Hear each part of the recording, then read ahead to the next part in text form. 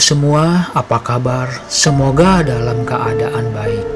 Ketemu lagi bersama Mang Jojo yang selalu menghibur di kala kesepian tiba. Dan kali ini Mang Jojo akan menceritakan alur sebuah film dari judul Hantu Ambulan.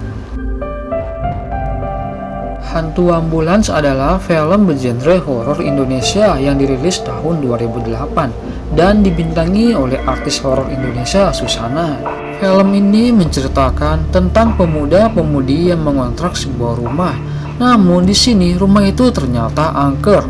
Bahkan di depan rumah itu terdapat mobil ambulans yang terlihat mengerikan. Dan ketegangan pun terjadi di sini. Yuk, langsung saja kita masuk ke alur cerita filmnya.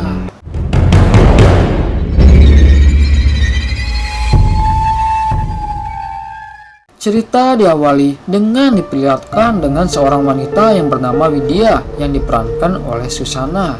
Di sini ia sedang menghadiri pemakaman putri dan cucunya, dan di sini ia pun sambil menggendong cucu keduanya yang bernama Rano. Sesaat kemudian tiba-tiba dia melihat sosok hitam yang muncul di balik pohon. Namun tiba-tiba sosok hitam itu pun menghilang. Lalu scene pun berpindah ke 15 tahun kemudian. Di sini diperlihatkan cucu kedua Widya yang bernama Rano sudah tumbuh besar, dan Rano di sini sedang bersama kekasihnya yang sedang di kafe membicarakan tentang kelanjutan kuliah dari masing-masing mereka. Dan di sini kekasih Rano pun bercerita akan melanjutkan kuliahnya di Amerika. Dan scene pun berpindah di mana Rano yang baru saja pulang ke rumah diperlihatkan penampakan sosok misterius, dan ini yang terjadi.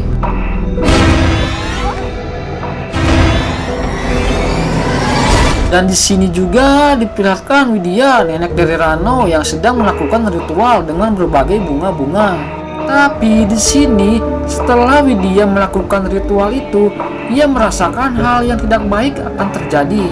Dan scene pun berpindah di malam hari. Di sini diperlihatkan Rano yang sedang beli nasi goreng, tapi tiba-tiba ia dikagetkan dengan kemunculan sebuah mobil ambulans tanpa pengemudi. Dan anehnya saat mobil ambulans itu lewat melintasi Rano, di sini tukang nasi goreng itu pun sudah tak ada. Dan saat Rano berbalik badan, ini yang terjadi.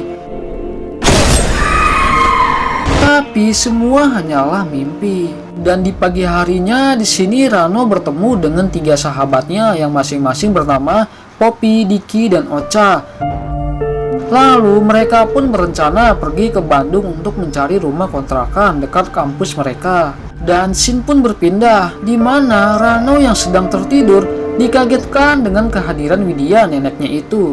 Di sini Rano yang baru saja terbangun, ia pun langsung menanyakan sosok ayahnya itu, yang selama ini Rano tidak tahu tentang keberadaan ayahnya itu. Dan tanpa menjawab pertanyaan dari Rano, Widya pun hanya terdiam saja. Dan setelah itu Widya pun menelepon ayahnya Rano itu yang bernama Prasetyo. Di sini ayahnya Rano ternyata sedang berada di kampung terpencil. Lalu Prasetyo pun bertanya tentang tolak bala yang dipasang di rumah Widya itu.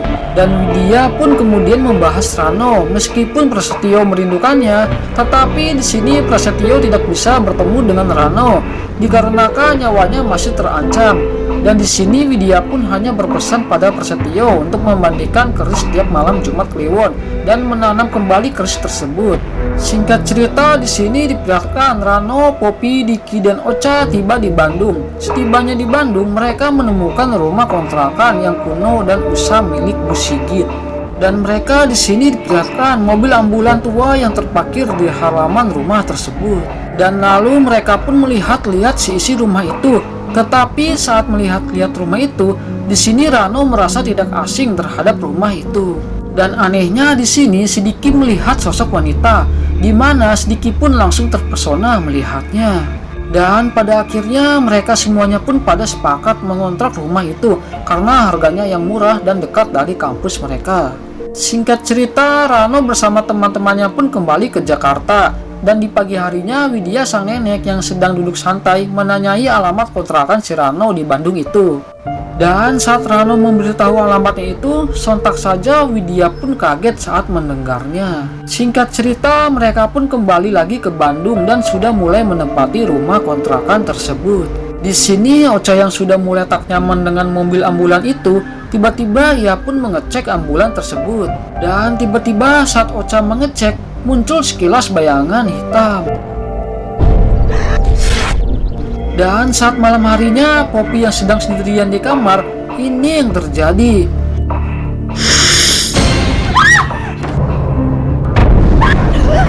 Dan ternyata itu semua hanyalah mimpi. Dan scene pun berpindah ke Rano.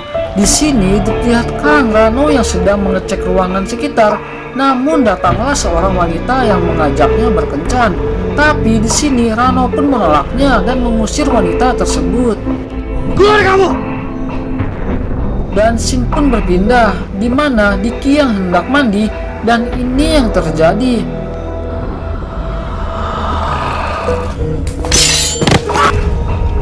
Namun itu hanyalah mimpi saja.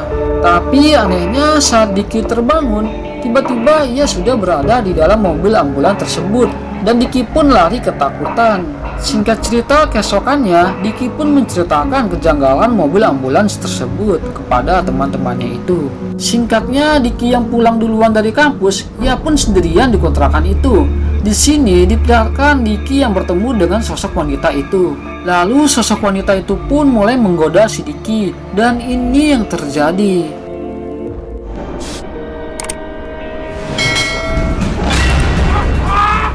Lalu Rano dan Poppy pun datang untuk meminta kepada pembantu kontrakan itu agar supaya mobil ambulans itu dipindahkan. Namun permintaan dari Rano itu ditolak sebab sudah 3 kali ambulans itu dipindahkan, namun hasilnya ambulans itu malahan balik lagi ke tempat semula. Lalu Rano bersama Poppy pun masuk ke dalam, dan betapa kagetnya saat melihat Diki yang sudah tak sadarkan diri, dan ini yang terjadi.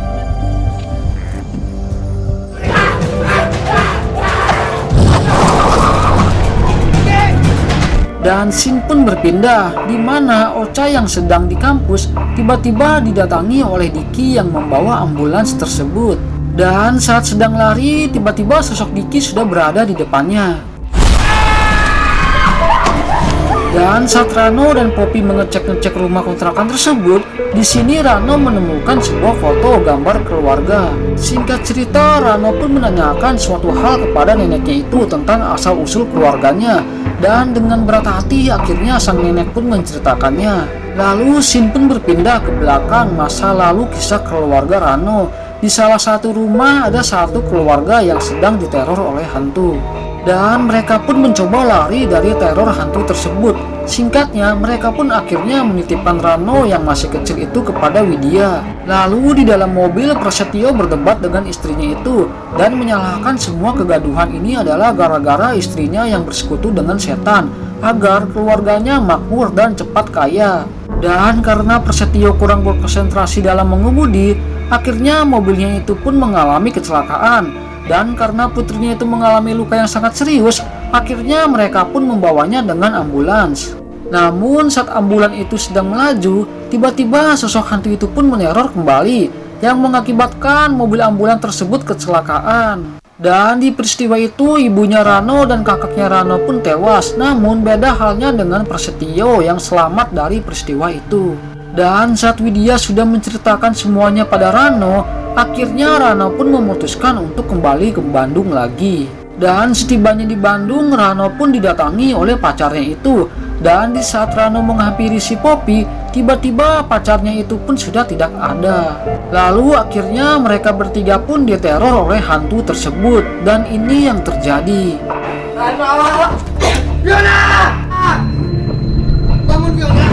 Dan saat hantu itu akan menyerang Rano dan pacarnya itu, di sini Widya pun menghalangi dan mengusir hantu itu semua dengan ritualnya.